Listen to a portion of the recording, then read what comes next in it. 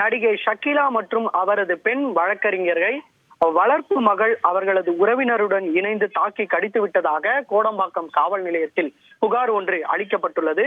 மலையாள திரையுலகில் 90களில் கொடிக்கட்டி பறந்தவர் ஷக்கீலா.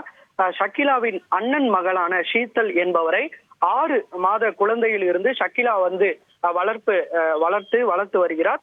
இந்த நிலையில இன்று மாலை ஏற்பட்ட குடும்ப பிரச்சனையின் காரணமாக வளர்ப்பு மகளான ஷீத்தல் திடீரென நடிகை ஷக்கீலாவை தாக்கிவிட்டு வீட்டை விட்டு அவரது சொந்த தாயான அவர் வீட்டிற்கு கோடம்பாக்கத்தில் உள்ள அவரது வீட்டிற்கு சென்றதாக கூறப்படுகிறது.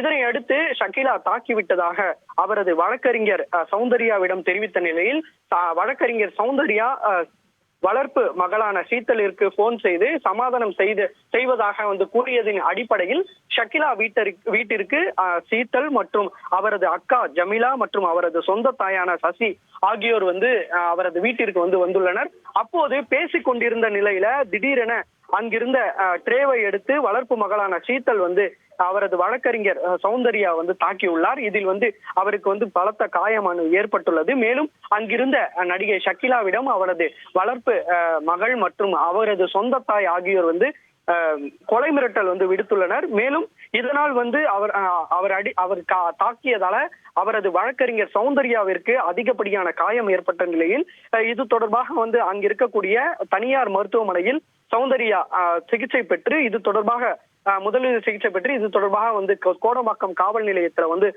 புகார் ஒன்றை அளித்துள்ளார்.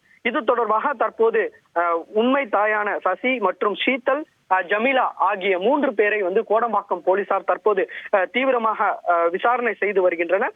இது தொடர்பான அங்கிருக்கக்கூடிய சிசிடிவி காட்சிகளை போலீசார் கைப்பற்றி என்ன பிரச்சனை என்பது தொடர்பாக நடிகை ஷக்கீலா மற்றும் அவரது வளர்ப்பு மகளான ஷீத்தலிடம் கோடம்பாக்கம் போலீசார் தற்போது விசாரணை மேற்கொண்டு வருகின்றனர். இதன் பிறகு இவர்கள் 3 பேர் மீதும் வழக்கு பதிவு செய்யப்படுமா என்பது தொடர்பான அறிக்கை வெளிவரும் என எதிர்பார்க்கப்படுகிறது. செய்திகளை உடனுக்குடன் தெரிந்து கொள்ள உடனே சப்ஸ்கிரைப் பண்ணுங்க.